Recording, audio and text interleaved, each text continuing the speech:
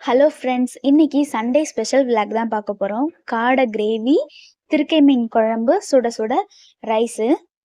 எல்லார் மாதிரியும் ரெசிபி மட்டும் ஷேர் பண்ணாமல் ஒரு ரெசிபி எடுத்துட்டேன் அப்படின்னா அதில் என்னென்ன பெனிஃபிட்ஸ் இருக்குது, அதை சாப்பிட்றதுனால நமக்கு என்ன நன்மை அப்படின்றதையும் சேர்த்து தான் உங்களுக்கு நான் ஷேர் பண்ணிகிட்ருக்கேன்.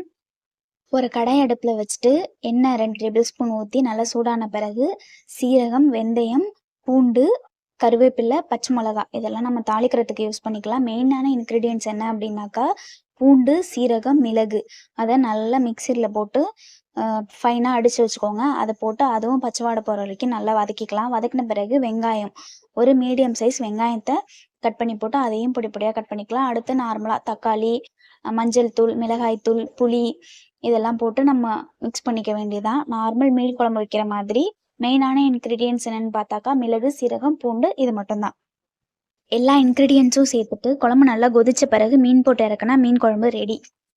திருக்கை மீனில் வந்து ஒமேகா 3 வைட்டமின்ஸ் இதெல்லாம் வந்துட்டு அதிகமாக இருக்குது. கொழுப்பு வந்து ரொம்பவே கம்மியாக இருக்குது. அதனால நமக்கு பக்கவாதம், மாரடைப்பு, அஜீரண கோளாறு இதெல்லாம் தடுக்கிறதுக்கு ஹெல்ப் பண்ணுது.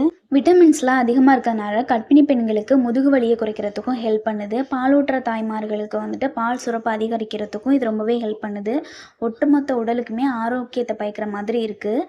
சாலமன் மீன், மத்தி மீன் இதெல்லாம் நம்ம கம்பேர் பண்ணும்போது இந்த திருக்கை மீனில் கொழுப்பு ரொம்பவே கம்மியாக இருக்குது. வாரத்தில் ஒரு நாள் நம்ம சாப்பிட்டோம் அப்படின்னா புற்றுநோய், இதய நோய், ஆஸ்துமா இந்த நோய்களோட பாதிப்பை குறைத்து உடலுக்கு வந்து வலு சேர்க்கும் இந்த மீன் அப்படின்னு சொல்கிறாங்க. ஒமேகா 3 மட்டும் இல்லாமல் high protein, essential vitamin B1, B2, B6, B12, C, D and minerals கூட இதில் இருக்குது. சின்ன குழந்தைங்களுக்குலாம் இது வந்து ரொம்ப ரொம்ப நல்லது.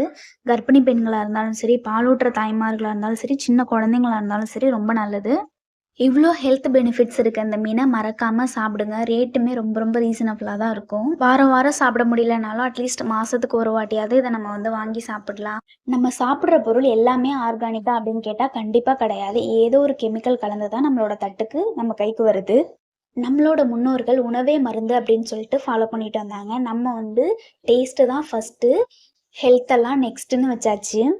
இந்த ஒரு பொருளால் நம்ம உடம்புக்கு வர எல்லா பிரச்சனையும் தீர்க்க முடியுமானா கண்டிப்பாக முடியாது. சிறு துளி பெருவெள்ளம்ன்ற மாதிரி இந்த மாதிரி சின்ன சின்னதாக ஒன்று ஒன்று சேர்க்கும்போது ஆட்டோமேட்டிக்காக நம்ம உடம்புக்கு வர வியாதியெல்லாம் ஓடிடும்.